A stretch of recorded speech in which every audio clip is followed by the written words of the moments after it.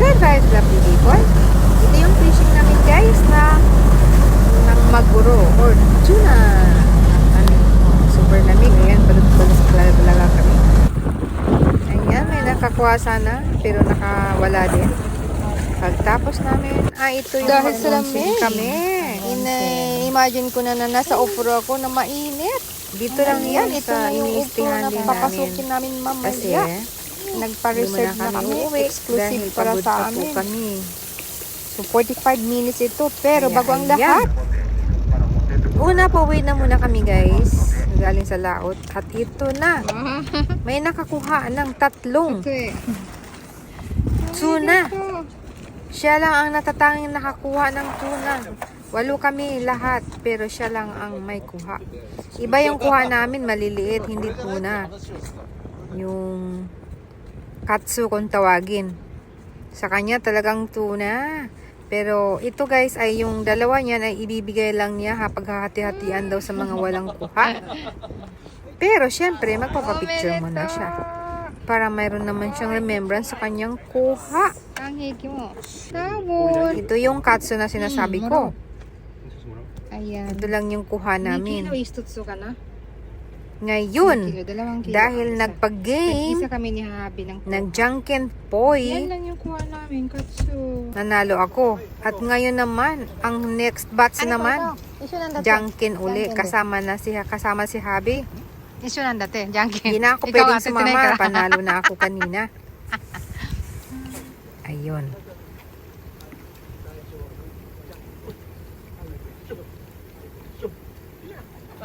Dahil sa may natira pa kasing isda. Pero lahat naman makakauwi. Pero makakapili ka kasi guys ng gusto mo. Oo, dalawa kami na nalo. Ito. Nagkakalahati. Ganito din yung kay Habi. Habi. Ayan, dito na kami sa istihan namin guys. Ito yung tutulugan namin. Malapit lang din. Tatami room kung tawagin ito guys. Ayan. At may bed na din siya.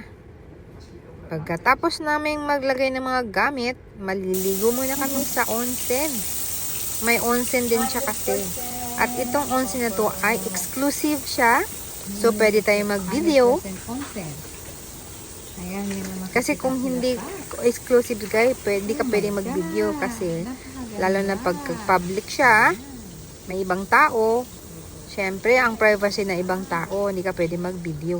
Habang ini-enjoy ang mga nakikita sa labas. Ayan, napakaganda ng mga ilaw.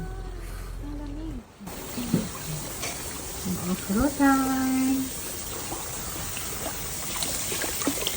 Ayan, kahit saan guys, may orasan. Dahil 45 minutes, kaskin for exclusive 45 minutes. Exclusive offer. Kailangan mag-register. Mag-yuya ako, magpa-reserve. And this is 100% onsen. Hot spring. Ayan. Taran, taran. Hot spring. Mainit. Oh, ang init ang pangutulog guys. Tapos, ayan oh. Dito sa Atami.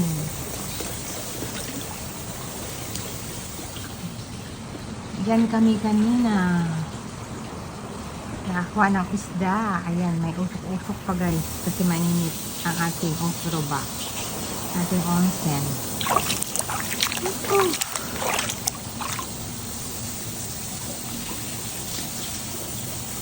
After mag-fishing, nag-onsen. Ang init. Sarap.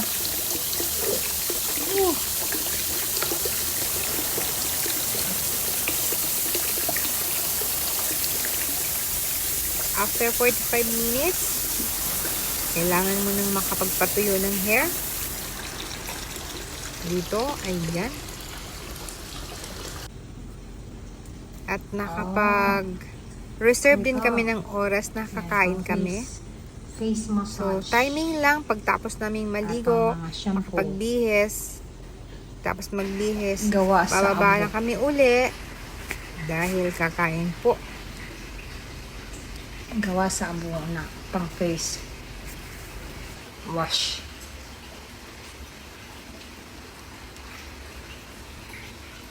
Or ano, uling. Gawa sa uling. Sumi. Ayan. Shower challenge. Ulo-ulo lang.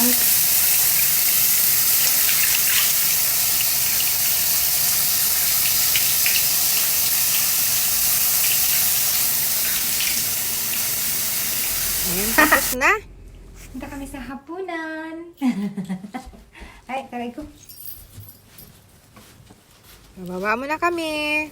Dahil kakain na kami ng hapunan. At ano kaya ang pagkain?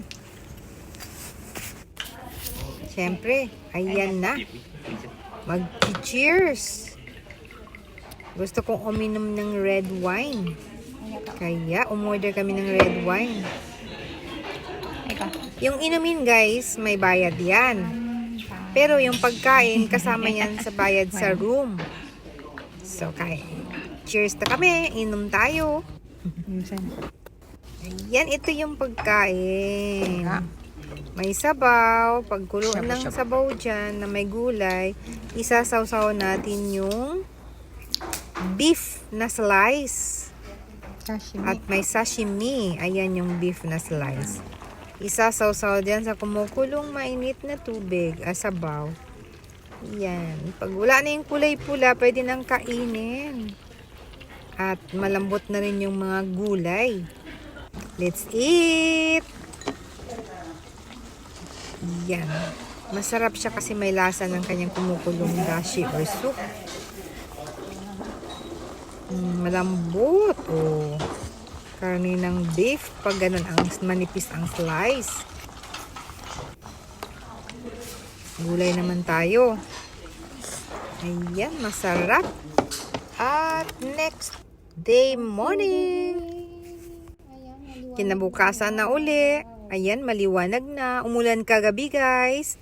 Kahapon umulan.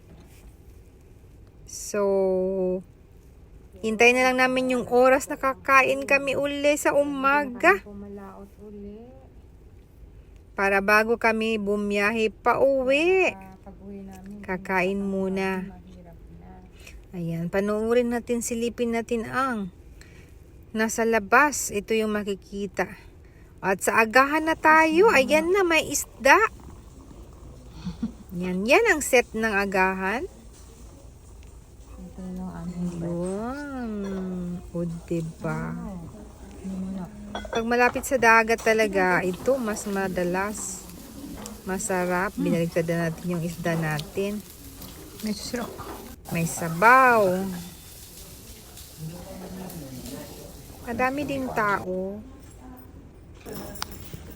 Tapos na kaming kumain. Check out na kami. Aalis na po. Ayan.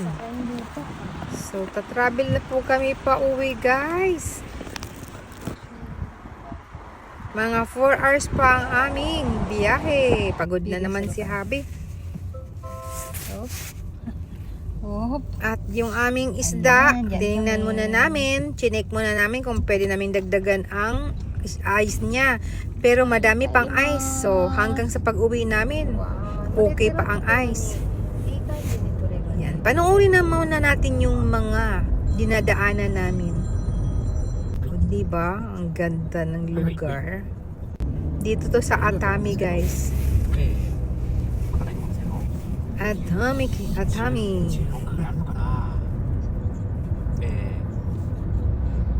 Yan. Maganda pa yung mga kulay-kulay ng mga dahon ngayon dito. Kasi autumn pa siya.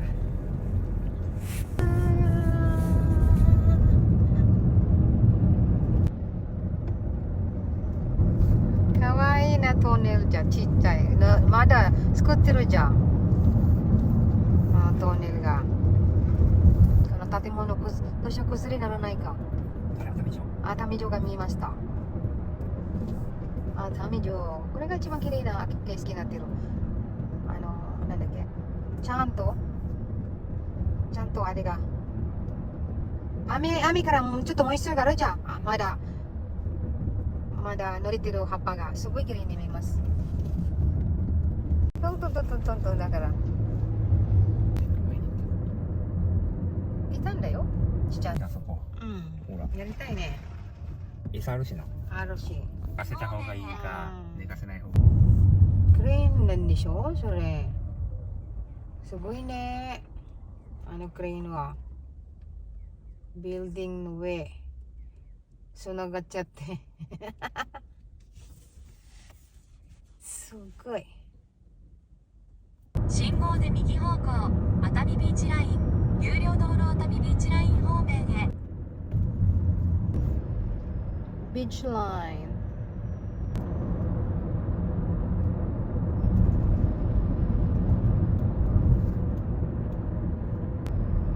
オーシャンビューだ。このホテル、ここで。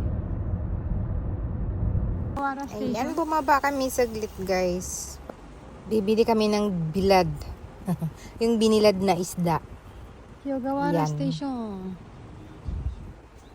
Isda na yung bit-bit Bili kami namin. ng isda. Binilad na isda pa ang bibilhin. O diba? Asa ka pa. Kaya ito. Biyahe na uli. Pagtapos namin bumili. Mukay chow.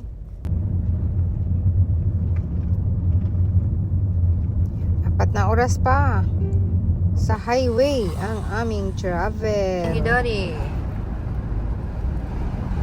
Excited naman ako na makita ang Mount Fuji na maputi na siya guys dahil may snow. Okay, diba?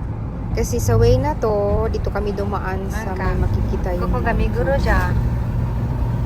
mayroon ding isang daanan na hindi siya makikita guys. Ibang way to Tokyo. Ayan na siya. Kitang-kita na. Maputing-maputi ang tuktok niya. O diba? So enjoy tayo guys sa panonood ng mayroong Mount Fuji hanggang sa siya ay mawala at hindi naabot ng camera. Ayan. Bye for now. See you in my next video. Bye guys. Love you all. Don't forget to like, subscribe. Bye-bye.